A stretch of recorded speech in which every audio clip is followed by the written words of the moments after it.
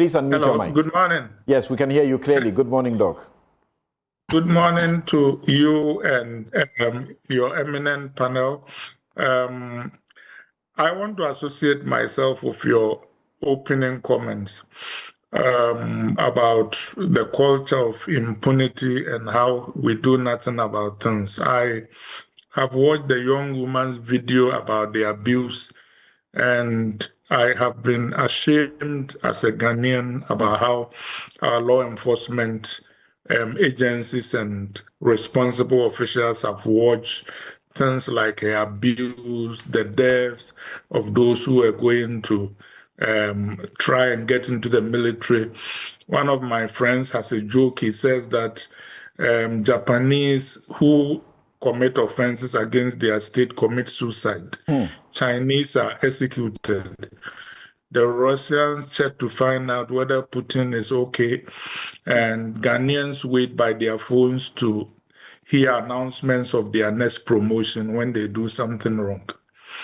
So that's where we are. I think that you brought me in to make our friends who are lawyers look good. The police I feel station, a little lost. The police station where the lady reported to about twice, and there is evidence to that effect, and she was completely ignored until she was almost murdered, except that she got rescued by this person who was bold enough to take the video and also testified that she has been suffering this battering all the time.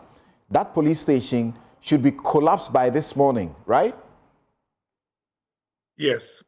I think there is something to be said by people for people's justice. I am disgusted by it, and I think that if nobody at either police station, whether of Fango or Tesano, is punished for this, I will be very disappointed. But something we've made a habit of distance. You know, the people who died. I noticed that the deputy defense minister resigned. That is a reality in our history and our body politic. Well, we're told that was a fake letter. So he hasn't resigned. Nobody has been held accountable yet. Everybody is cool.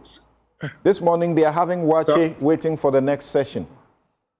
There ought to be some accountability. That was complete negligence. Complete incompetence. Absolutely. It was so predictable. Absolutely. You invite over 21,000 people to a stadium that can accommodate only 7,000 people. You invite them all on the same day at the same hour, and you provide only 6 decks to attend to them.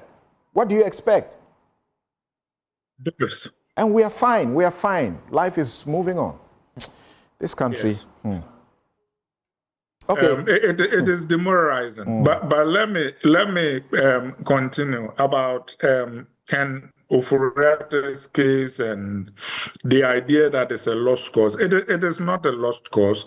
You know, for one thing, even if he's not in Ghana or in the jurisdiction, there can be a trial. He has lawyers who can defend him. There can be verdicts about guilt or innocence. And even if he doesn't spend a day in jail, the fact that he finds it necessary to avoid going back home, there is also shame and opprobrium, and hopefully it has a deterrent effect. So it is not completely a lost cause. And of course, there are extradition procedures. If he is convicted, that can bring him home. So I do not the extradition consider this a lost cause. The extradition procedures may fail. It is the red notice that he was put on that has put him in his cocoon. He's unable to move anywhere because there was a red notice. That red notice has now been redacted, or as it were, suspended, because he has made at least 2 applications seeking to reverse that red notice on him so he can move around the world. Yes. I think our judicial system and justice has a long way to go. But Samson, the bigger issue, though, is that we do this curative justice. It is not as if we woke up one day and just found out that all these things had happened. These things were happening in slow motion, you know, the SML deal, the loans that were syndicated or handled by firms that were associated with him and his friends, Parliament sitting by where it had not granted approval for him and his cronies to do things. It would seem as if your government is in power in Ghana, you can do whatever you want. And this has given the administration of our justice a very unfortunate partisan tinge. And sitting here, I have a feeling that if, God forbid, Dr. Bawumia were president today, maybe Ken Ofori-Atta will not be facing a lot of the headwinds he's facing today. And that is a very telling indictment of our judicial system. So I think that we need to do more to prevent some of these crimes instead of wait for them to happen and then go on these futile exercises to try and exact judicial punishment when administratively we could have prevented a lot of There's them. an attack on the special prosecutor, and as we understand, there's a reverend who is going to organize a demonstration. It was supposed to be done by Martin Kpebu, but he has taken the lead against the special prosecutor for sitting by and watching the OSP, the OSP watching the SP, not the OSP. The OSP is the office. The SP is the man at the top.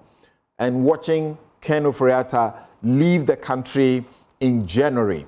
And Martin's argument is simple, that once he became aware, even if he didn't get assistance because the Ofori-Atta's government was in place, he should have organized a press conference and Ghanaians would have massed up at the airport and stopped him. For not doing so, he's incompetent and he has to resign. What say you?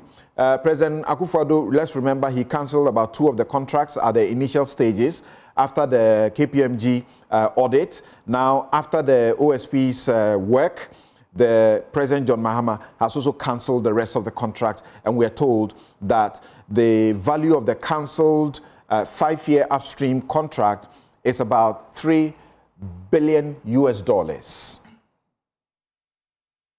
We don't know about whether, without formal charges, he could have prevented from leaving the country. But I think there is value in your point that it will seem as if as long as the Nana Akufo-Addo government remained in power, Ken Ofori-Atta was untouchable, and so were quite a lot of other people.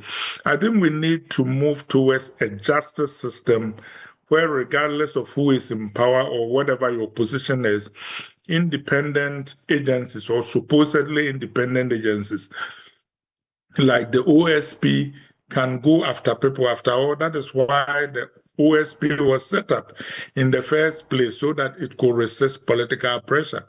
But to be honest though, even the Attorney General's office in a country that is serious ought to be able to go after people. After all, that is why the United States brought the idea of special counsel. Clinton was president when the special counsel was named to investigate him. We've seen that Trump was also in office when one was named to investigate him. We need to move away from this system where being an incumbent seems to insulate you from judicial processes and you can do whatever you like with impunity. In effect, we seem to be practicing serial one-party dictatorships that last 4 or 8-year terms.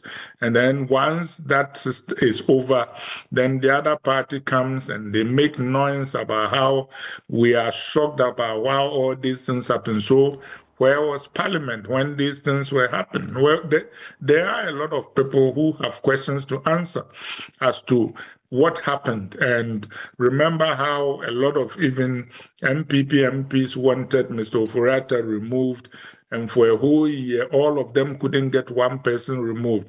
And in effect, if we are talking about the sins of Ken Ofori-Atta, he was reporting to somebody. I think at some point we need to be asking the president, the former president, questions about what he was doing while his ministers were looting our coffers dry. I think he has a moral responsibility to be asked to address some of these things. I don't know.